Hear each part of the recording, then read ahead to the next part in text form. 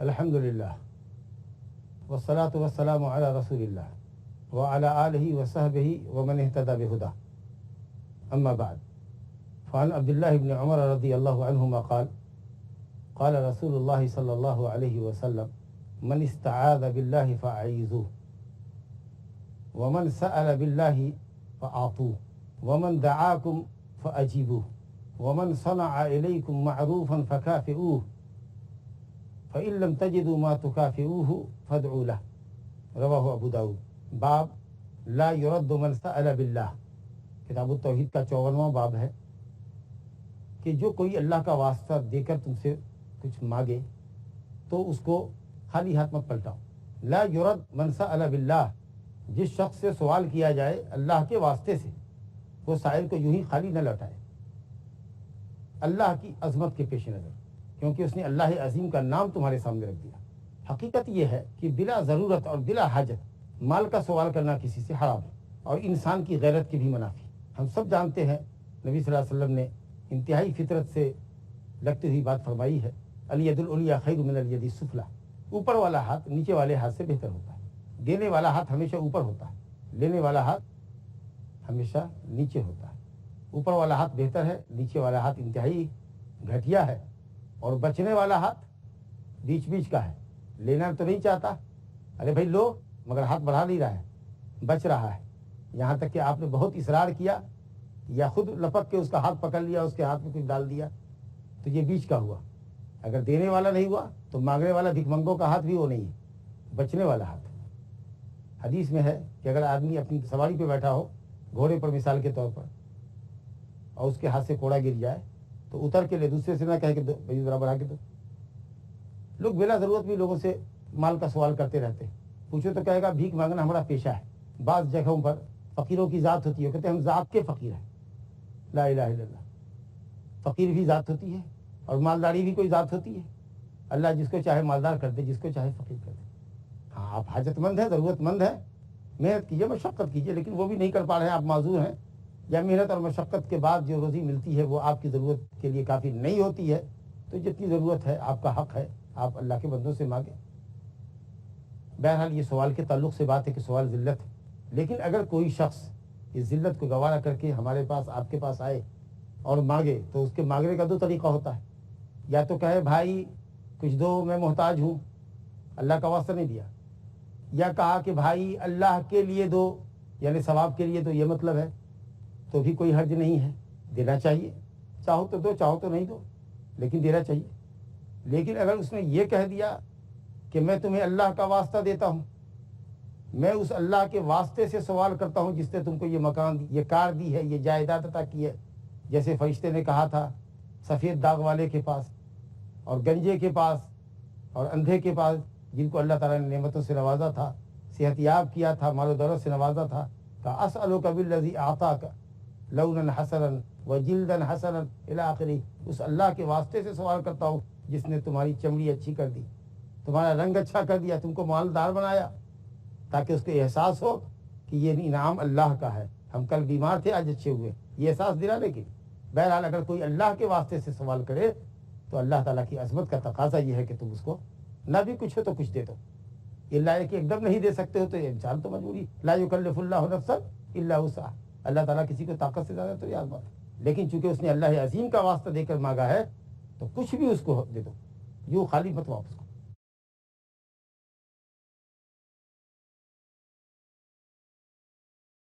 ये दर हकीकत आपकी तरफ से अल्लाह की अज़मत और उसकी एहतराम की दलील हो। अब्दुल्लाह बिन उमर रज़ी अल्लाह अन्हु ने फरमाया कि नबी सल्लल्लाहु अलैहि वसल्लम ने फरमाया, हदीस में 4 जुमले हैं, एक एक जुमले को पढ़ते हैं।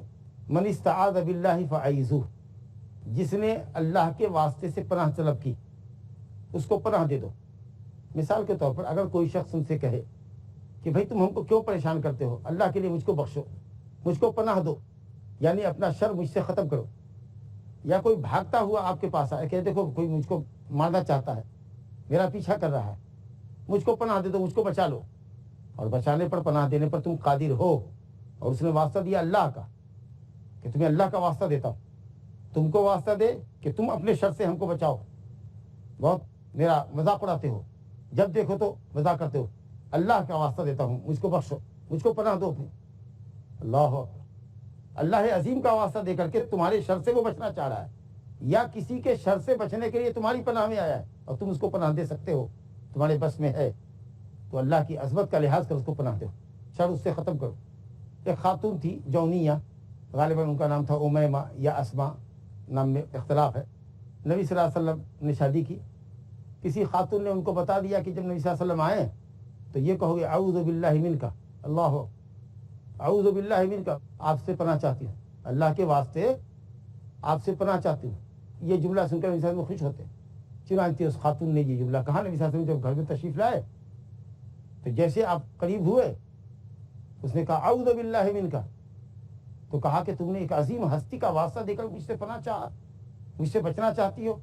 الحقی باہلک، کتاب الطلاق میں امام بخاری نے ذکر کیا، جا جا اپنے گھر والوں کے پاس جا کے مل لے۔ یہ طلاق کنائی ہے، اشارے میں مطلب تھا طلاق دے دیا میں نے۔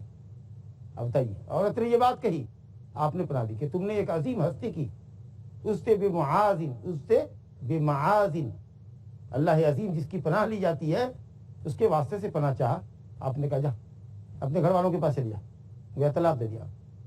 تو یہ ہے اللہ کے نام کی عظمت۔ من استعاذ باللہ فاعیذہ ومن سأل باللہ فاعطوہ، جس نے اللہ کے واسطے سے سوال کیا، آپ نے اس کی تفصیل سنی، تمہیں اللہ کا واسطہ، اللہ کے واسطے دے دو، واسطہ اللہ کا دے رہا ہے، فاعطوہ تو اس کو دو، خالی مطلب کا، الا یہ کہ وہ اللہ کے واسطے سے ایسی چیز کا سوال کرے جو جائز نہیں ہے تو ہرگز مت پورا کرو، یا جس سے مانگا ہے اس کو تکلیف پہنچا رہا ہے۔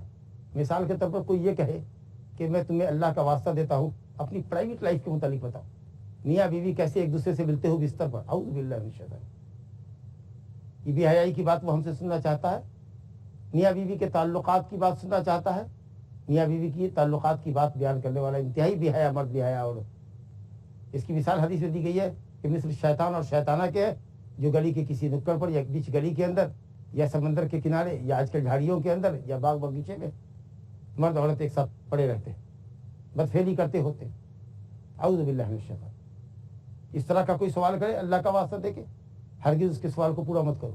کوئی کہے 10 روپیہ دیجئے ایک شراب کی پاؤچ خریدتے، اعوذ باللہ من الشیطان، آپ ایسا سوال پورا کریں گے؟ مانگتا ہے مال، ضرورت پیش کرتا ہے یا نہیں بھی کرتا، اللہ کا واسطہ دیتا ہے، لیکن اگر گناہ کا سوال کرتا ہے مت دو۔ گناہ کے لیے کوئی تمہاری پناہ چاہتا ہے، آپ وارڈن ہیں مثال کے طور پر کسی اسکول میں، آپ بچوں کو جگاتے ہیں نماز کے لیے، چلو جماعت ہو گئی، اذان ہو گئی، وہ کہتا ہے ماسٹر صاحب، مولوی صاحب، آپ کو اللہ کا واسطہ، اللہ کے واسطے سے مجھ کو پناہ دیے، جماعت میں مت لے جائے گی۔ بھائی کیوں نہیں؟ کیا بیمار ہو؟ کوئی تکلیف ہے؟ نہیں، بس اللہ کے واسطے سے وہ پناہ چاہ رہا ہے، نماز سے پناہ چاہ رہا ہے کہ نماز مجھ کو جماعت سے مت پڑھائیے۔ کیا آپ اس کو پناہ دیں گے؟ ہرگز نہیں۔ جو جائز معاملہ ہے اس میں پناہ دیں گے، اور جو جائز چیز کا سوال کرے گا اس سوال کو پورا۔ وہ تیسرا جملہ نبی صلی اللہ علیہ وسلم نے فرمایا ومن دعاکم فاجیبوہ، جو شخص تم کو دعوت دے تو اس کی دعوت قبول کرو۔ دعوت دینے والے نے دعوت دے کر تمہاری عزت افزائی کی، اور کو بھی دعوت دے سکتا تھا لیکن اس نے تم کو اسپیشلی دعوت دی، ملاقات کر کے دی، زبان سے دعوت دی، یا آج کل انویٹیشن کارڈ چلتا ہے، تمہارے نام سے بھیجا، اپنے خاص آدمی کے ذریعے بھیجا، یا چلو موبائل سے، ٹیلی فون سے تم کو اس نے دعوت، اس نے تمہاری تکریم کی، تم اس کی تکریم کرو، اس کی عزت افزائی کرو، اس کی دعوت میں شریک، فاجیبو، اس کو قبول کرو دعوت کو۔ اور خاص کر جب ولیمے کی دعوت ہو، شادی کے بعد کا جو کھانا ہوتا ہے، اس دعوت میں شرکت کو علماء نے، بہت سے علماء نے واجب کہا ہے۔ گویا عام دعوت کے مقابلے میں ولیمے کی دعوت زیادہ تاکیدی دعوت ہے۔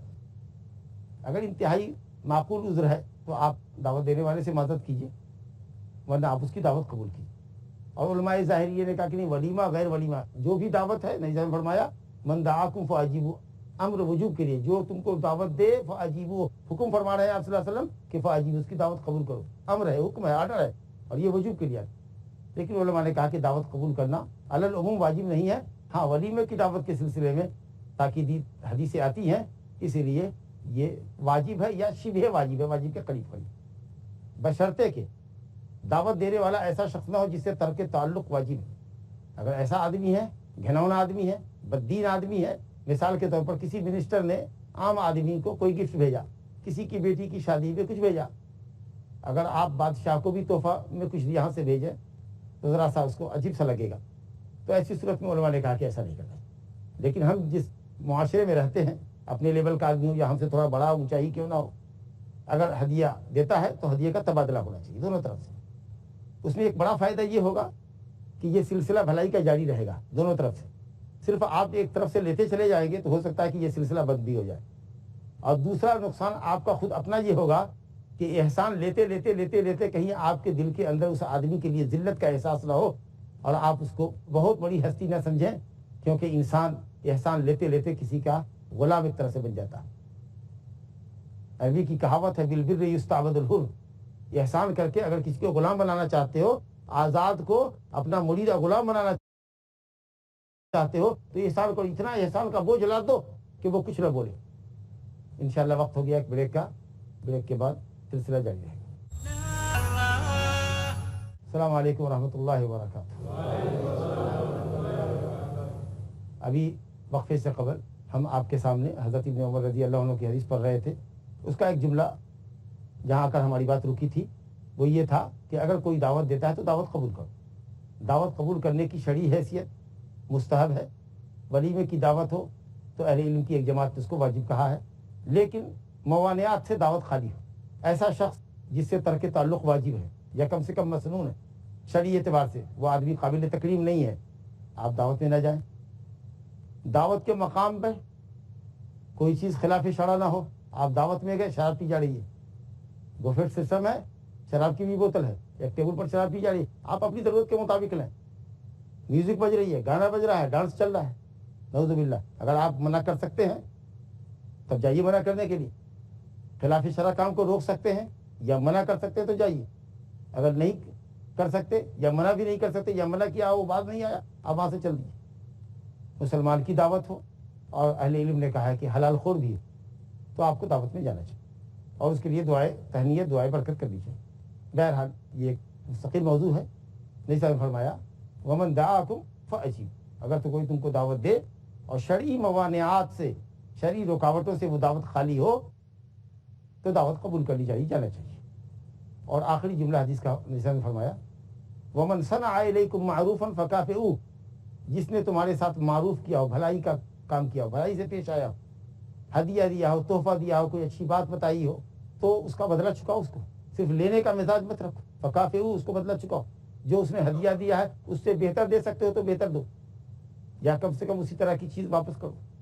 الا یہ کہ آدمی اتنا بڑا ہے کہ اگر اس کا ہدیہ واپس کریں گے, یعنی اس کو ہدیہ دیں گے, ہدیہ کا جواب ہدیے سے دیں گے تو اس کو اچھا نہیں لگے گا. مثال کے طور پر کسی منسٹر نے عام آدمی کو کوئی گفٹ بھیجا, بادشاہ نے کسی کی بیٹی کی شادی میں کچھ بھیجا. اگر آپ بادشاہ کو بھی تحفہ میں کچھ یہاں سے بھیجیں تو ذرا سا اس کو عجیب سا لگے گا. تو ایسی صورت میں علماء نے کہا کہ ایسا نہیں کرنا. لیکن ہم جس معاشرے میں رہتے ہیں, اپنے لیول کا آدمی ہو یا ہم سے تھوڑا بڑا اونچائی کیوں نہ ہو, اگر ہدیہ دیتا ہے تو ہدیے کا تبادلہ ہونا چاہیے دونوں طرف سے. اس میں ایک بڑا فائدہ یہ ہوگا کہ یہ سلسلہ بھلائی کا جاری رہے گا دونوں طرف سے. صرف آپ ایک طرف سے لیتے چلے جائیں گے تو ہو سکتا ہے کہ یہ سلسلہ بند بھی ہو جائے.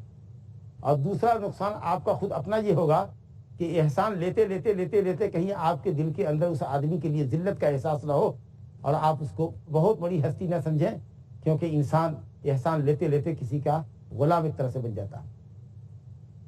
عربی کی کہاوت ہے بالبر یستعبد الحر.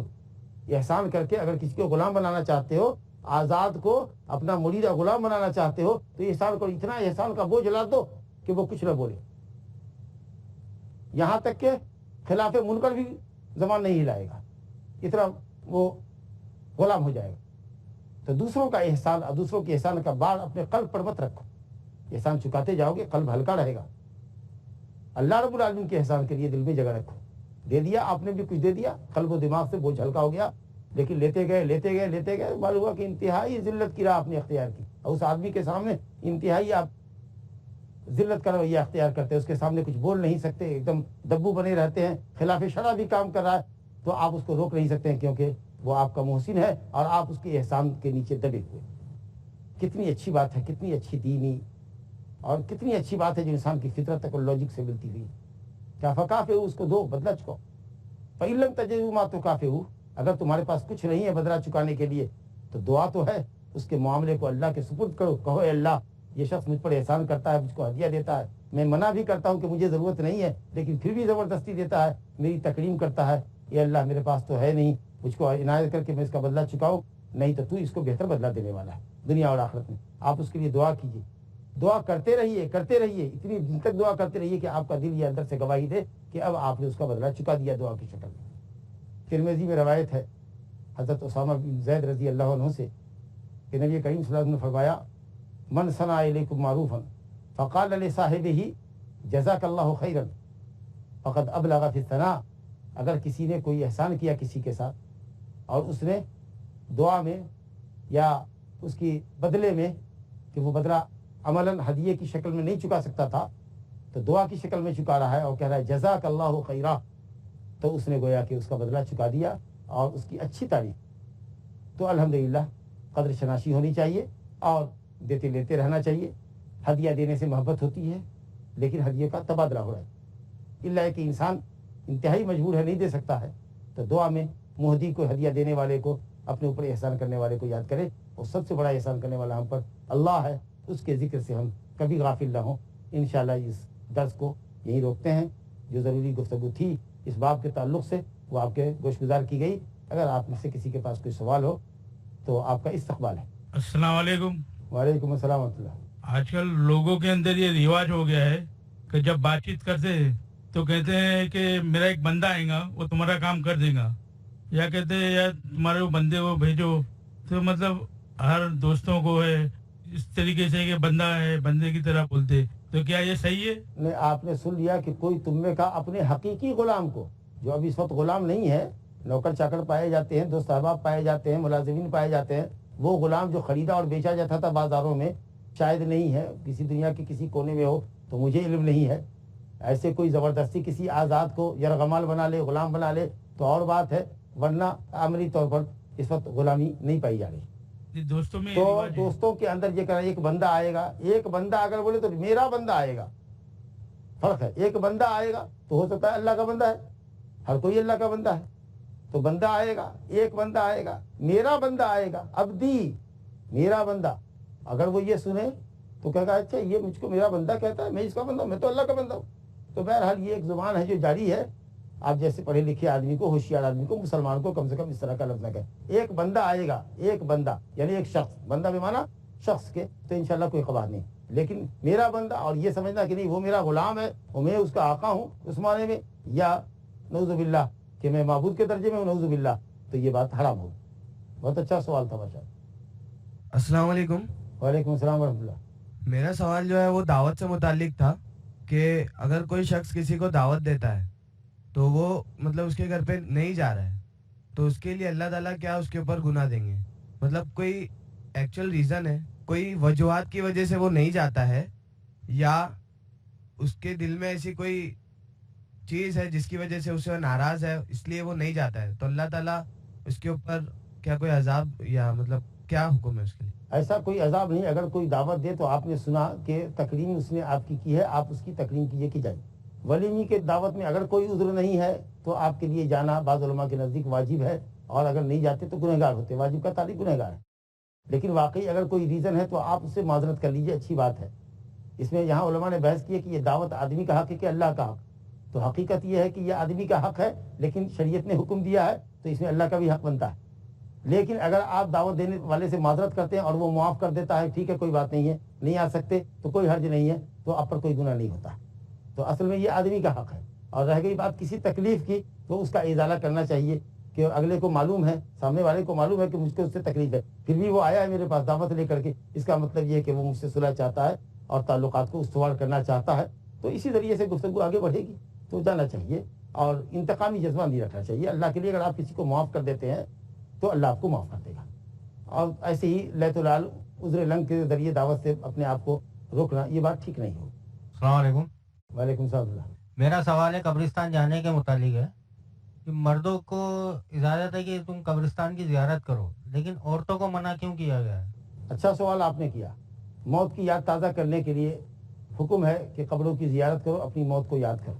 اس حکم میں بعض علماء نے کہا زورو موتاکم, موتا کی زیارت کرو, یا زور القبور قبروں کی زیارت کرو فإنها تذکرکم الآخرہ، آخرت کی یاد آئے گی، یا قبروں کی زیارت آخرت یاد دلائے گی. کہا اس فائدے میں مرد عورت دونوں شامل ہیں، اس لیے عورتیں جا سکتی ہیں. ہاں کثرت سے نہیں جا سکتی، لیکن حدیث ہے لعن اللہ زائرات القبور، لعن اللہ زوارات القبور، دونوں لفظ کے ساتھ آیا ہے. قبر کی زیارت کرنے والیوں پر لعنت. اور عورتیں جزا فضا کرتی ہیں، گھبراہٹ کا اظہار کرتی ہیں جی، اور پھر بے پردگی بھی ہو سکتی ہے. اور پھر گاؤں اور شہر کے اندر بھی قبرستان آبادی سے بہت باہر ہوتا ہے، تو اس کی عزت آبرو کا بھی خطرہ رہتا ہے کہ راستے میں کوئی اس کو پریشان کرے. تو اس طریقہ سے جزا، گھبراہٹ اور ندب و نیاحت اور شور ہنگامے کی وجہ سے کہ وہ اپنے رشتہ دار کی قبر پہ جائے گی تو چیخے گی، چلائے گی، یا اس کی عزت و آبرو کو خطرہ ہو سکتا ہے. اس سب پہلوؤں پر اگر آپ غور کریں اور حدیث سامنے ہو کہ نبی صلی اللہ علیہ وسلم نے قبر کی زیارت کرنے والی پر لعنت کیا ہے، تو انشاءاللہ تعالیٰ اہل علم کے اقوال میں راجح قول یہ ہے کہ وہ زیارت نہ کرے. ویسے بعض اہل علم نے کہا ہے، بڑے علماء نے، کہ امام شافعی وغیرہ عورتوں کی زیارت کے قائل تھے، لیکن کہتے ہیں کثرت سے زیارت نہ کریں. السلام علیکم. وعلیکم السلام. شیخ، قریبی رشتے دار جو سود لیتے نہیں ہے، سود دیتے، لیکن جیسے کہ لون پہ گاڑی وغیرہ لے کے ان کا کاروبار ہی اس کے اوپر چلتا ہے پورا 2-3، تو وہ لوگ بار بار اصرار کرتے دعوت دے کے کھانے پہ آنے کے لیے، لیکن ابھی اس وجہ سے کہ وہ سود میں ملوث، ہم لوگ جا نہیں سکتے ادھر، تو کیسے کیا کریں؟ اگر وہ ڈائریکٹ بنا کرتے تو ان لوگوں کو برا لگتا ہے کہ یار کیسے ڈائریکٹ بولتے ہیں. اہل علم کا اختلاف ہے کہ اگر کسی کی کمائی میں حرام مال شامل ہو تو بعض علماء نے کہا کہ وہ گنہگار ہے، ہم اس کا چاول دال سالن کھاتے ہیں، ہم گنہگار نہیں، اس لیے ہم جا سکتے ہیں. ہمارا کچھ فرض بنتا ہے کہ ان کو. نبی صلی اللہ علیہ وسلم نے یہود کی دعوت قبول کی ہے، لیکن آپ جائیں تو ان کو سمجھائیں، نصیحت کریں. 1-2 مرتبہ جائیں، نصیحت کریں اور کہیں کہ اگر آپ نے یہ دھندا نہیں چھوڑا تو شاید ہم آئندہ آپ کی دعوت نہیں قبول کریں گے، کیونکہ ہم کو اللہ کا دین عزیز ہے. تو آپ نصیحت کے لیے دعوت کری جائیں. بعض علماء نے کہا کہ اگر آمدنی میں زیادہ بڑی آمدنی اس کی، یعنی 60-70% حرام آمدنی ہے، تو نہ جائیں. وقت ختم ہو گیا ہے. وباللہ تعالیٰ توفیق.